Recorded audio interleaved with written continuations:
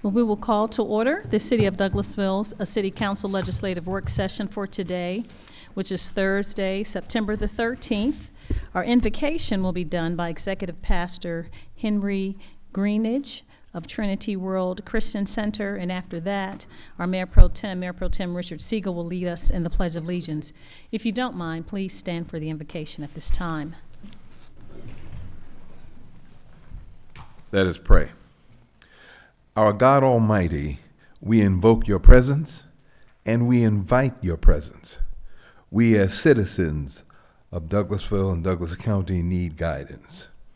We are so thankful for the opportunity to make decisions and to listen to our friends and neighbors, and to consider the request of individuals and balance that against the greater good of the city. Everything we have comes from you. We've been made in your image, and as such, we've been given the opportunity to choose how we can use our talents and our wisdom to create better outcomes. Now, we must always wrestle with the temptation to be selfish and just do what's best for me, or to tell the truth but not the whole truth, because to do so would perhaps leave us in perceived vulnerability. So give us the courage to say and do the right thing, so that we all can say it was good to be here at this time in this place.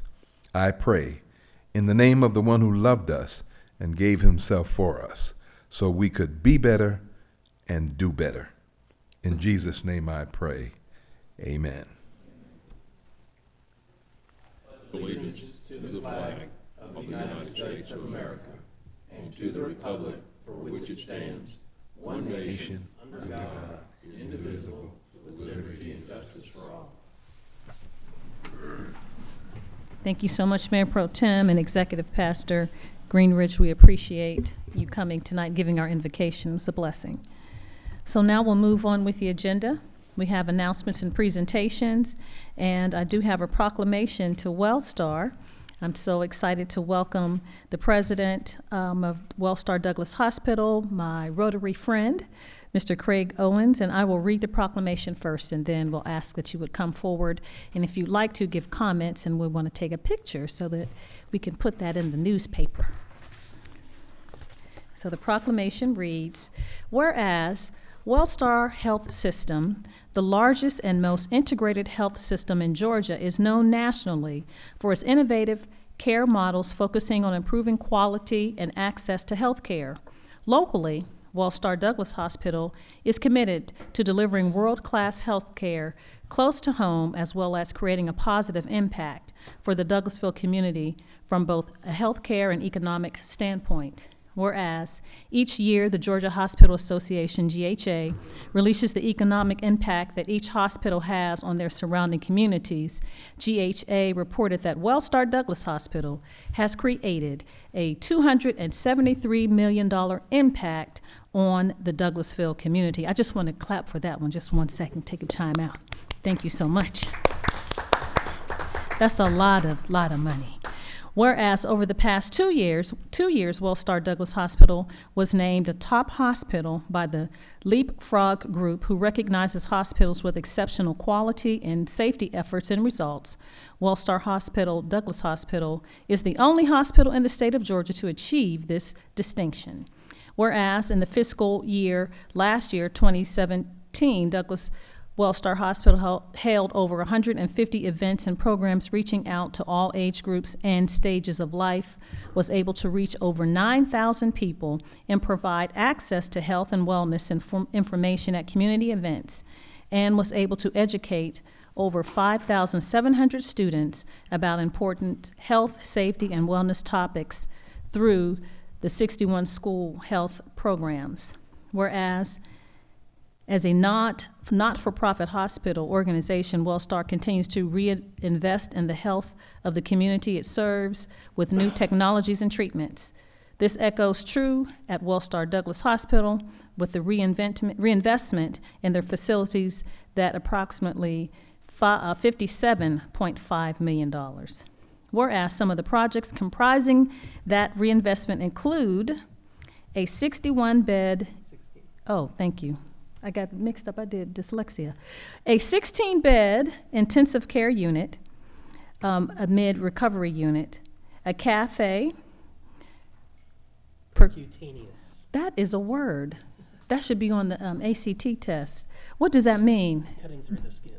Oh, okay. Cardiac intervention program. So you learn something new every day. New cardiac cath lab, wound care and hyperbaric treatment center, robotics program, EPIC electronic medical record system, new MRI, and other imaging and surgical services upgrades. Women's center and level 2 NIC unit scheduled to open April 2019. That's for babies. I know that part. Now, therefore, I, Rochelle Robinson, Mayor of the City of Douglasville, and on behalf of the Douglasville City Council and the citizens of the city, do hereby recognize Wellstar Douglas Hospital for their commitment to providing high-quality and state-of-the-art health care in addition to creating a positive impact for the citizens of the City of Douglasville. So proclaimed this September 13th, 2018. Let's give him a hand. Thank you, Craig. Please come forward if you'd like to say anything before we take the picture. We welcome you, and we're so elated. I've had some experiences in Wellstar at Douglas, and they have all been very positive. The last one is my son on his graduation day party was helping move some books at the elementary school, and he forgot how tall he was. He's 6'1", and he was jumping through Arbor Station and hit his head on a frame, and blood was gushing out his head. I said, Joel, this is your graduation party at Hunter Park. We got 80 people sitting over there, but he went to Wellstar. They stapled his head up, and we were able to get. And now his hair's grown over it. Everything looks good now, but that was our last experience, but it's always been good. So that's my war story. Well, thank you, Madam Mayor, Yes, sir. and City Council members. It's an honor to receive that proclamation from you, and we appreciate it very much. And more than that, it's an honor to be at Wellstar Douglas and for Wellstar to serve this community's hospital needs and care needs.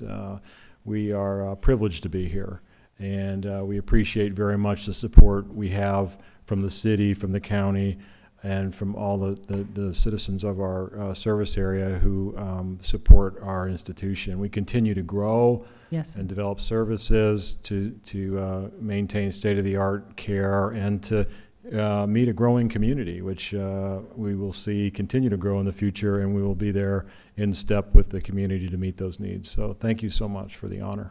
Thank you so much. I miss coming to those board meetings. I served for 5 years on the board, but I haven't been able to do it as I've been the mayor. It's been really busy. But you do have a champion on the city council, and that's Councilman Miller T., we call him. He is one of a great cheerleader and a champion for Wellstar, and he brought to our attention all the things that are happening, and so we thought it fitting to present you with a proclamation. So we'll give you a hand, and we'll ask the audience to do that as well, and then we'll come around and take a picture. So please let's give Mr. Owens a hand.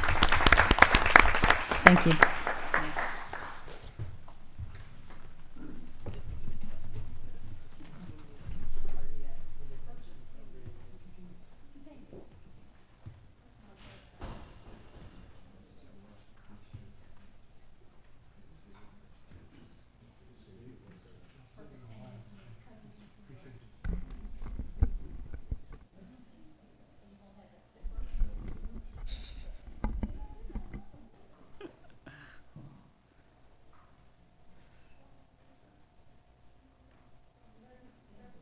Let's see. Yeah, shift down just a little booster. There we go. Let's see.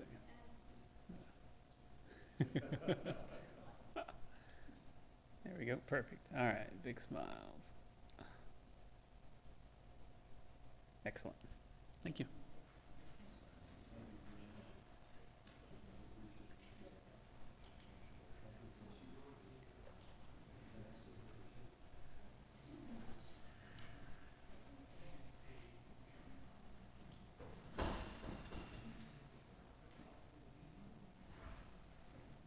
Oh, well, maybe not. Probably. Yeah. All right. So that was exciting.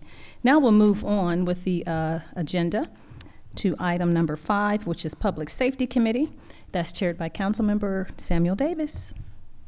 Yes, ma'am, Madam Mayor, thank you. I have a couple of items. And item A is to hold a public hearing to consider a request for the change in agent outlet manager for the alcoholic beverage license for the retail package sale of wine and malt beverages at the following establishment. License Walgreens, DBA Walgreens, number 10246, location 5864, Highway 92. Current agent outlet manager, Candace McKissick.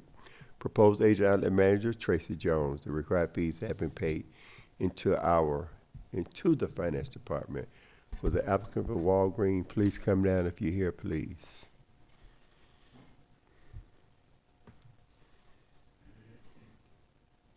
Good afternoon, please. State your name and address, please, for the record. Tracy Jones, 5864 Fairburn Road, Douglasville, Georgia. Thank you. Now, right now, Ms. Jones, we're gonna hold a public hearing for the licensee. So right now, I would ask all the people that has against the Walgreens to come forward. You have a 5-minute time limit. So it seems like we don't have anyone, and all the people that's for come forward, you have a 5-minute time limit. Okay, well, ask the questions from our council, if you have any. Coach? I didn't have anything in particular, Ms. Davis. I guess maybe the one question that we always ask is, That's right. is your folks that would be potentially selling any alcoholic beer or wine, they're trained, what type of training do you put them through?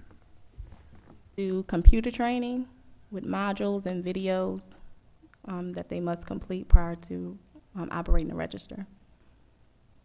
And when somebody shows their ID, they put that into the register, or how is that done?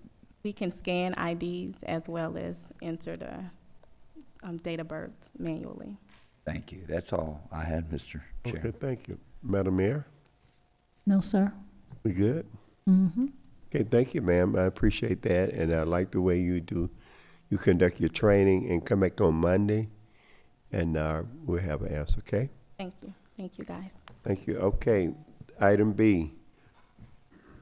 Hold a public hearing to consider a request for a change in agent outlet manager for the alcoholic beverage license for the on-premises sale and consumption of wine, malt beverage, spiritual liquor at the following establishment. Licensee, Rare Hospitality International, INC, DBA, Longhorn Steakhouse, number 5011, location 8471 Hospital Drive, current Hospital Drive, Longhorn Steakhouse 501, location 84, current agent outlet manager Bruce Fountain, proposed agent outlet manager Robert Reese, and the required fees has been paid into the finance. Will the Longhorn rep please come down if you're here?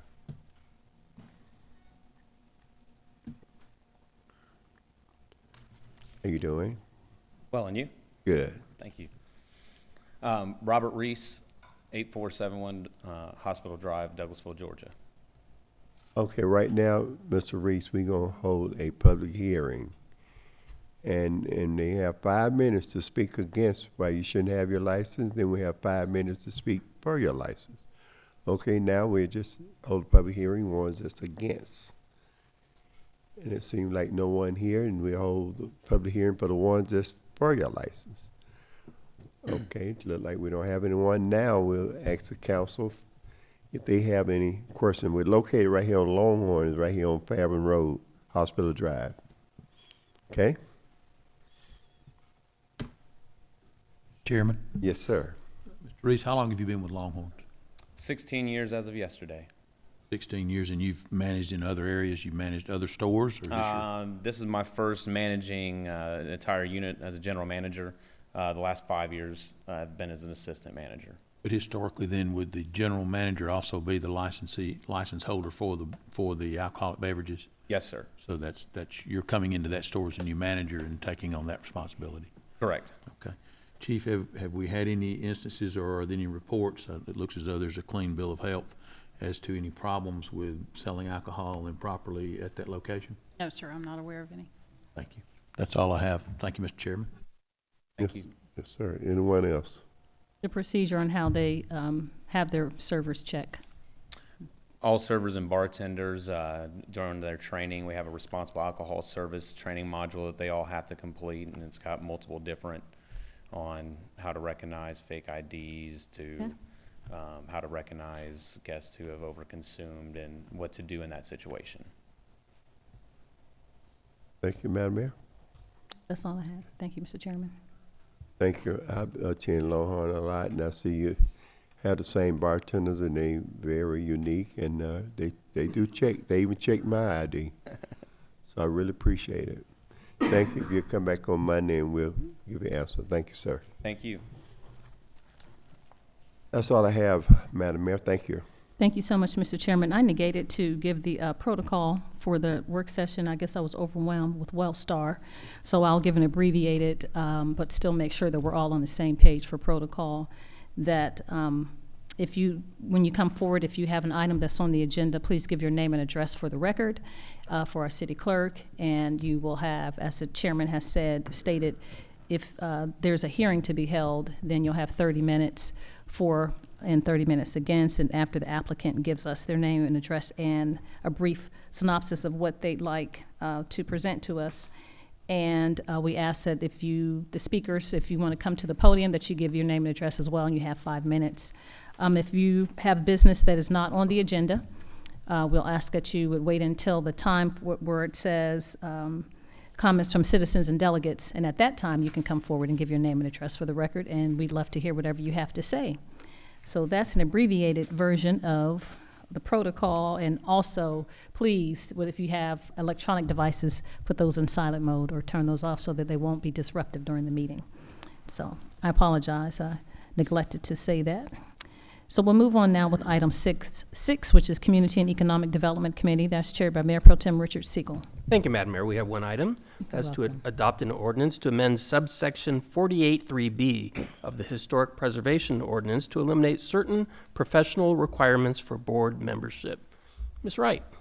Good evening, Mayor and Council. Michelle Wright, 6695 Church Street, Douglasville, Georgia.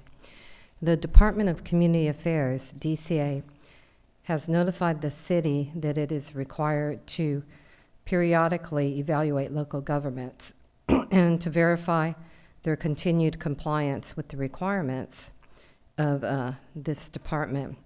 It was determined that the requirements for the Historic Preservation Commission membership must not be more stringent than the Georgia National Register Review Board. The city must then remove from our section of the ordinance 48.3.6 that requires the HPC membership to state as follows: at least one member shall be appointed from among professionals in the disciplines of building construction or real property appraisal. The Georgia National Register Review Board does not require a member to have experience in building construction or real property appraisal. Therefore, this requirement for Douglasville is more stringent. It must be removed from the ordinance. The HPC member currently satisfying this requirement is welcome to stay on the Historic Preservation Commission. So this is a little housekeeping for our Historic Preservation Ordinance. Thank you. Comments from Mayor and Council? Madam Mayor? Yes, sir. Thank you so much, Mr. Chairman. So, Michelle, so I'm to ascertain that we had more stringent procedures than the state required, and so we weren't struggling, but it was becoming difficult because we wanted an architect and an engineer and a builder, and so they're saying now, based on the requirements from DCA, that you just have to have an interest in that, and that you don't have to, be a certified accountant or whatever our requirements were that we had. And that is correct. Okay. Thank you. Thank you, Mr. Chairman. Anyone else? Mr. Chair. Mr. Miller T. Thank you. I understand that we can't be more stringent than the state requirements.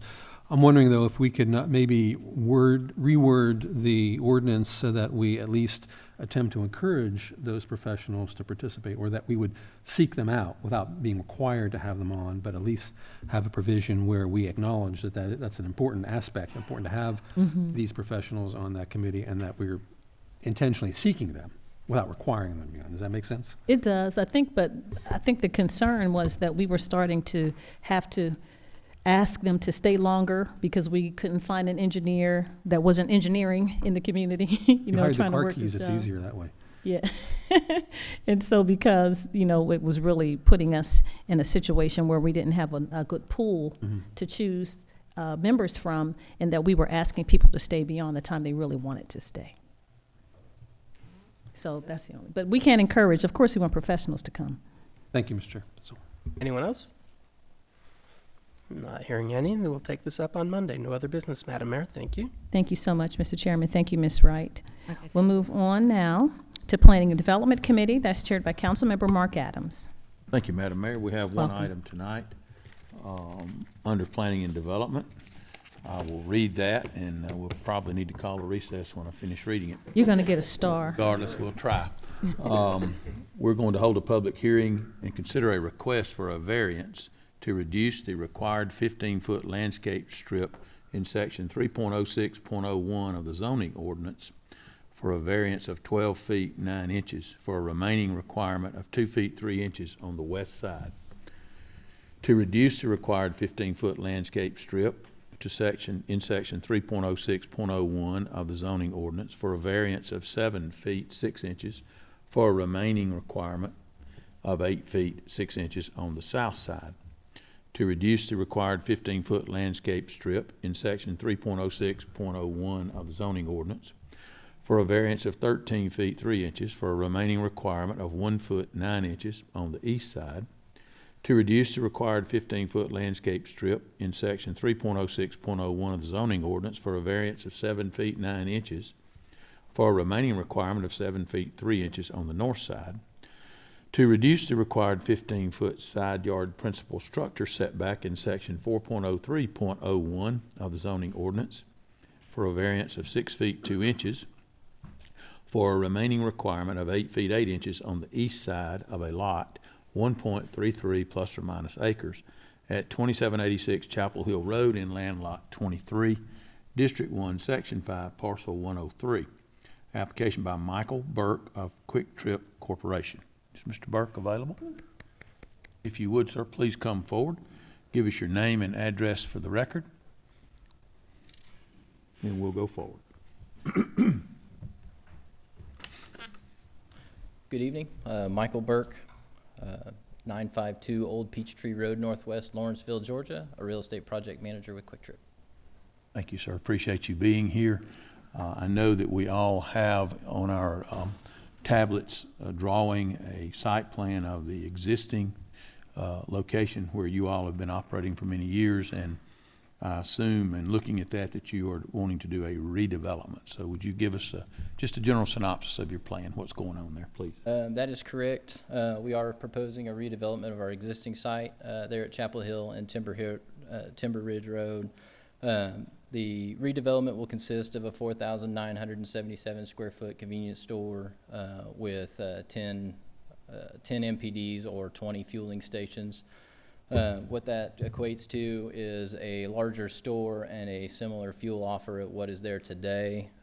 The goal there in redeveloping this site is to increase the safety that is currently on that site. If you've visited that store to date, we have a significant traffic issue, a significant issue with pedestrians conflicting with cars, delivery trucks conflicting with cars, and then our fuel tanker conflicting with pedestrians and cars. So what we're going to do there is we're going to construct a 3-sided building with parking on all 3 sides, giving the ability for customers to enter the building if they don't want to buy fuel on either 2 sides as well as the front. And then fuel customers have the ability to pump their gas and then pull forward at store side parking, trying to avoid customers crossing the parking lot as much as possible. We're going to relocate the underground fuel tanks from where they are currently, which is essentially in front of the store. And I have to admit, 25 years ago when we built that store, we weren't very good at locating fuel tanks. So we're going to relocate those fuel tanks away from the storefront out by the road and try to improve traffic circulation around the building as well as around the fuel canopy. And then we're also going to have a dedicated area for our delivery trucks, which is something else we don't have today. Currently, delivery trucks drop off deliveries of soda and other product deliveries directly in front of the store, and it's causing an issue with congestion on the lot as well as a safety hazard for our customers. Thank you, sir. Did you say 25 years ago that store's been? Yeah, it's been, yeah. It doesn't seem like it. No, does no, it? no. Yeah. Definitely not. 1995 is when that store was. That's in our neighborhood. Mike and I, Mr. Miller and I we don't represent that area, but it's definitely in our neighborhood. 23. So basically, it sounds as though to me, well, two questions. First of all, what size is the store that is presently there? 3,200. Okay, so larger store. Yes. How many parking spaces do you have at present? Do you know? I do not know. It would be on the site plan. We can count them. Maybe 28 to 30 is pretty typical of. And so the need for a variance is because you want to build a larger store on that same site, but you want to increase parking so that you can enter and exit the store, and it appears in our site plan here from 3 sides. You cannot go completely around the store with traffic, but you can have walk-up traffic from 3 sides rather than one entrance only. Correct. That is correct. Okay. Mr. Schaefer, I have a question, and I'm going to open it up. Then we'll ask if there's anyone here to speak. Understanding it being a public hearing, we will give opportunity to everyone to speak. Mr. Schaefer, have you reviewed the site plan that has been turned in, and are there any issues on that site plan, development plan, that would come to be against our ordinances as to what we would allow without a variance? I mean, is everything okay if we allow the variance? Bill Schaefer, 6695 Church Street, Mayor Pro Tem, Councilman, Chairman. The site plan that they've proposed, except for the variances for the landscape strips and the building setback itself, everything else would actually meet the requirements. It was an issue of how do we balance the safety on the site, trying to access from multiple sides right now. And I do use that gas station, so it's kind of a problem sometimes when the fuel tankers are there and the delivery trucks are there and the traffic is high. It backs traffic up out on Chapel Hill quite a long way. And I've been caught in that several times. So we were trying to balance the need for a variance in terms of what would be a hardship as you normally review those things. This is an issue of trying to improve safety. And so we thought in an effort to try and improve safety and all other things being according to the code, that the variance request made sense to staff anyway, to try and gain a little bit of safety, a little bit of access to multiple sides of the store, and some addressing of other issues for them mechanically as they operate the facility. It seemed to make more sense to allow, at least staff would recommend the variances just from that perspective, to try and clean up the safety of the site. Okay. Staff, does anyone have a question of Mr. Schaefer? Madam Mayor? Thank you Mr. so Schaefer? much. Oh, Mr. Schaefer. No. Okay, thank you, sir. Yes, Coach, go ahead. One of the issues at that Quick Trip now is that one exit on the side, and we've got a sign up there saying no left turns, but a lot of people don't know how to read signs, so is there some other way? Because that's kind of a safety issue too, because you got the 2 left-hand turn lanes, the straight ahead lane, and they're backing things up and sometimes they go out and block. So anyway, my point is there some kind of plan? I don't see it in here, some type of little island there that forces people, if they want to go out there, that they got to go to the right. You see that sometimes where I know the Chick-fil-A had that at one time, just making it where you got to go right. You can't go left at that particular location. Yeah, we're not showing restricting that drive to right in, right out currently on the plan. The goal of adding the three-sided building there is to increase the circulation around the building. Currently, the parking stalls that are on the side of the building on that side up against Timber Ridge Road are kind of hidden and kind of off the beaten path. With our three-sided building, we see a better circulation around the building, as well as our customers are more adept to using the side entrances. So it's going to be more inviting on that side of the building, where people will be able to see that the entrance further back may be a safer alternative to make a left out onto Timber Ridge. Does that answer your question? Yes, sir.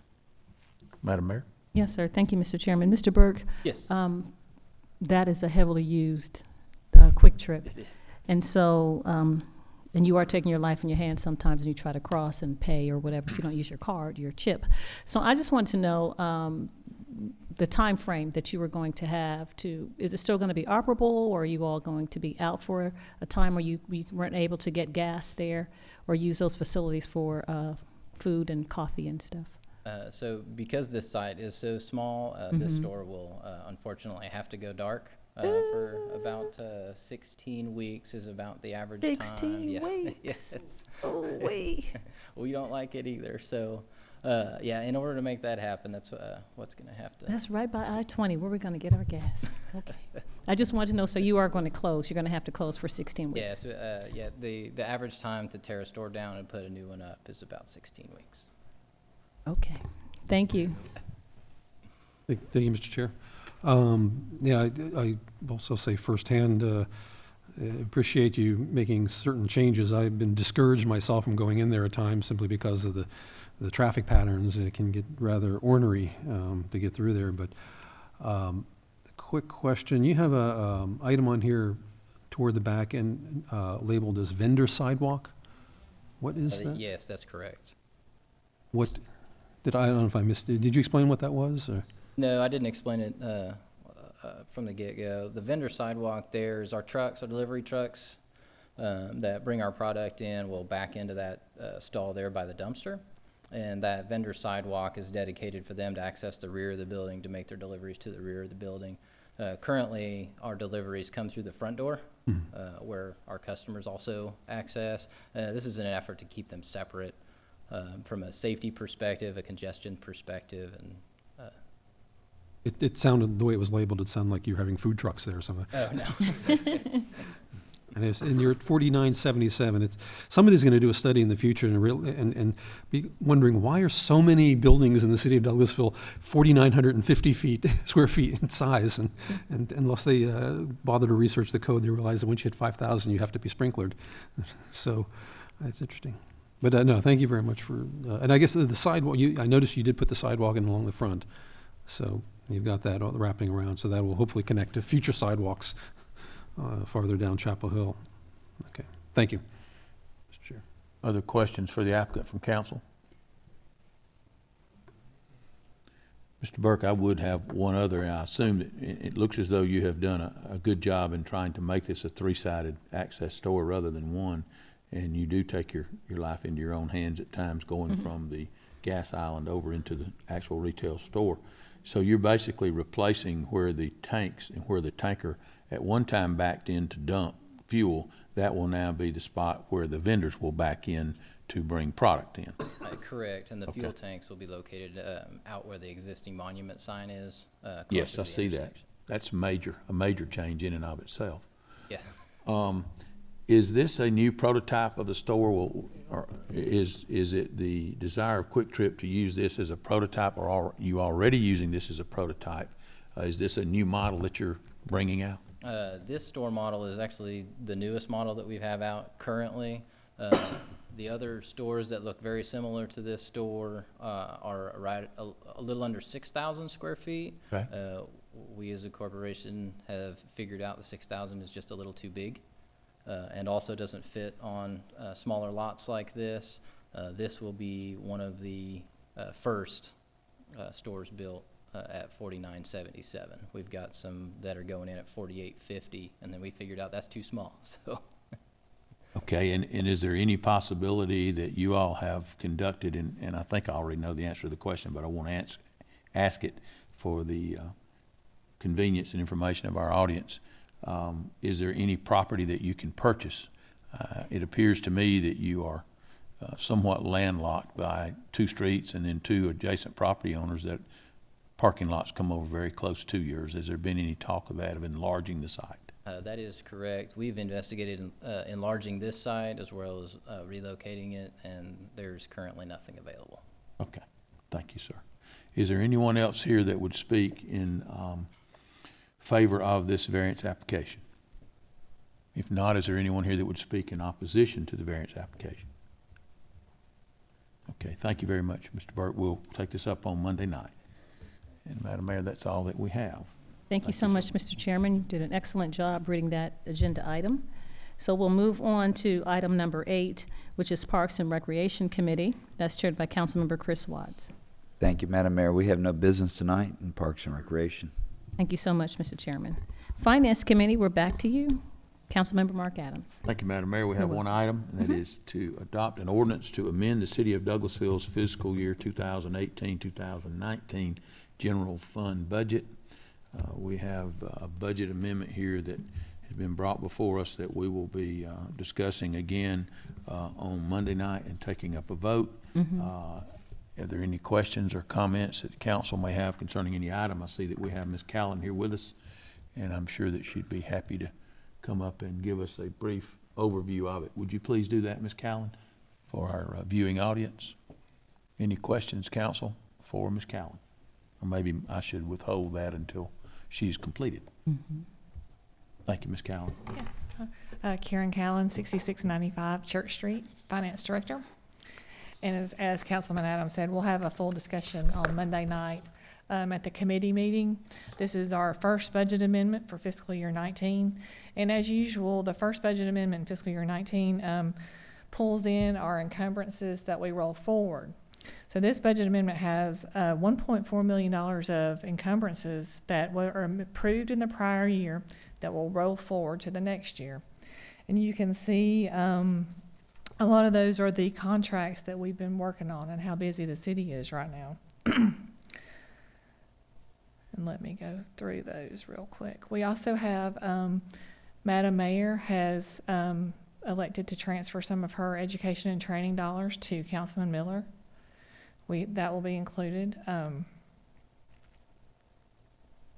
And if I could just address that, Madam Mayor, I believe that was because you had requested that Councilman T. Miller go in your stead since you were not able to go. Is that correct? That's correct, sir. And the ordinance does say that I can attend or have someone in my a representative. So. Sure. Yes, sir. You're welcome.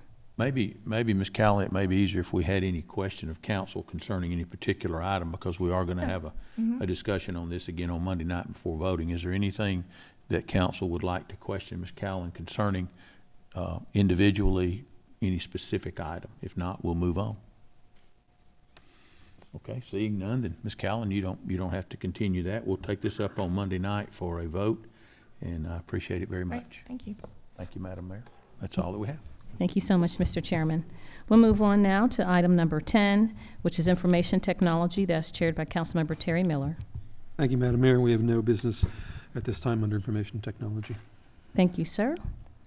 We'll move on to Maintenance and Sanitation Committee. That's chaired by Councilmember Mike Miller.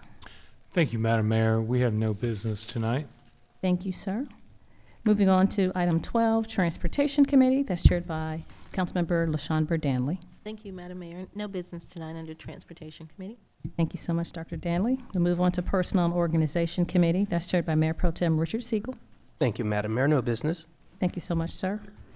Move on to item 14, Ordinances and Intergovernmental Committee. That's chaired by Councilmember Miller M. Thank you, Madam Mayor. We have no business tonight. Thank you so much, Councilor. We move on to Education and Training Committee. That's chaired by Councilmember Samuel Davis. Thank you, Madam Mayor. No business tonight. Thank you. Business. Communications Committee. That's also chaired by Councilmember Samuel Davis. Madam Mayor, thank you. No business tonight. Thank you. You're welcome. Okay, now we're at item 17, other business. Is there any other business that comes before council from council members? Yes, sir, Mr. Mayor Pro Tem. I don't know if I mentioned this at the last meeting or not, But on Tuesday, September 18th, 6 p.m., I am having a town hall meeting that everybody's invited to. It'll be at the Police Department Community Room, and I'm pretty sure I'll bring this up again at Monday's voting meeting. Thank you so much, Mr. Mayor Pro Tem. Any other business to come before council tonight? Yes, Madam sir. Mayor. I just wanted to thank the folks from the code enforcement. That's something I've been looking at for heck, since I've been on here over 5 years. And they recently gathered it, and I think they took everybody out to see their districts and to understand the process and what they're up against and what we expected.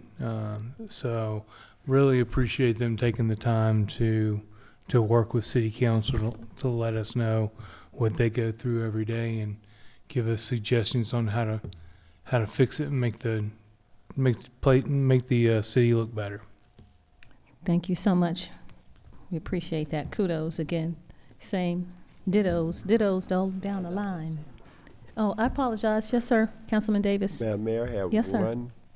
one good one tomorrow at 7 o'clock. Community Rock first concert on the plaza, so inviting everybody out.